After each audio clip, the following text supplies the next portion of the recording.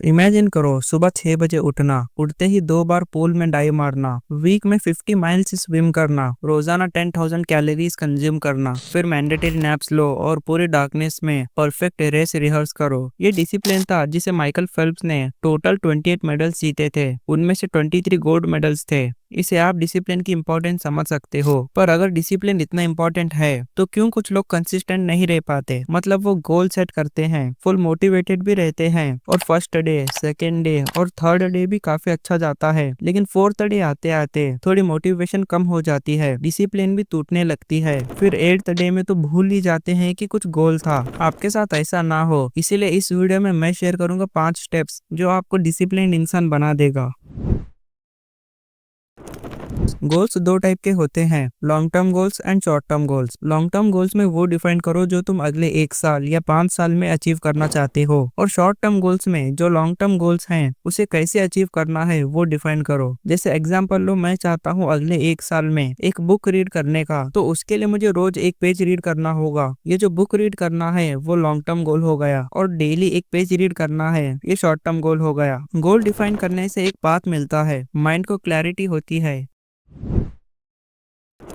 सोचो आप सुबह उठते हो फुल मोटिवेशन के साथ, फुल डे प्लान करते हो, लेकिन आपके फोन में एक नोटिफिकेशन आती है जिसमें आपके दोस्त ने कोई रील सेंड करी है। आप उस रील को देखने के लिए इंस्टाग्राम ओपन करते हो और उस रील को देखते देखते आप नेचुरली स्क्रॉल करते हो, फिर आप घंटों स्क्रॉल करते हो और आपको पता भी नहीं चलता। अब आपका दिमाग डोपामिन से ओवरलोड हो चुका है, आप चाह के भी ज्यादा कुछ नहीं कर सकते। अगर आप फुल मोटिवेटेड होके भी कुछ करना चाहो तो एक दो टास्क छोड़ के आप ज्यादा कुछ नहीं कर सकते। इसीलिए सुबह उठते ही सबसे पहले अपने गोल्स पे काम करो। जो आपके दिन के टास्क हैं पहले उन्हें कंप्लीट करो, फिर जब पूरे टास्क कंप्लीट हो जाएंगे तब आप चिल मोड में चले जाओ, तब जो मर्जी चाहे कर सकते हो। इससे आपके दिन के टास्क भी कंप्लीट हो जाएंगे और आप स्ट्रेस भी फील नहीं करोगे।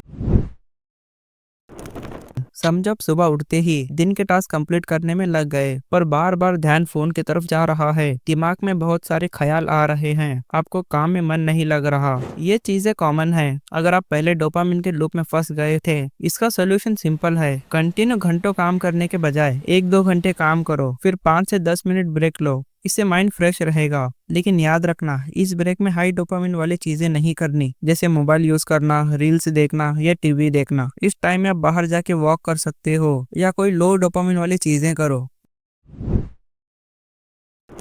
मोटिवेशन एक आग की तरह होती है, स्टार्टिंग में तो अच्छे से जलती है, पर थोड़ी देर बाद धीरे धीरे आग कम होती है, फिर बुझ जाती है। मोटिवेशन भी हमारे अंदर एक आग जला देता है। स्टार्टिंग में तो सब ठीक होता है, हम डेली टास्क कंप्लीट करते हैं, सब सही चलता है, पर कुछ दिन बाद धीरे धीरे आग कम होने लगती है, हमारा मोटिवेशन चला जाता है, हमें और काम करने का मन नहीं करता और इजीली डिस्ट्रैक्ट हो जाते हैं। इसलिए मोटिवेशन पे रिलाई मत करो, मोटिवेशन होके कुछ भी गोल मत बनाओ, डिसिप्लिन बिल्ड करो। ये इंस्टेंटली नहीं होगा, इसके लिए आपको टाइम देना होगा और कंसिस्टेंट रहना होगा।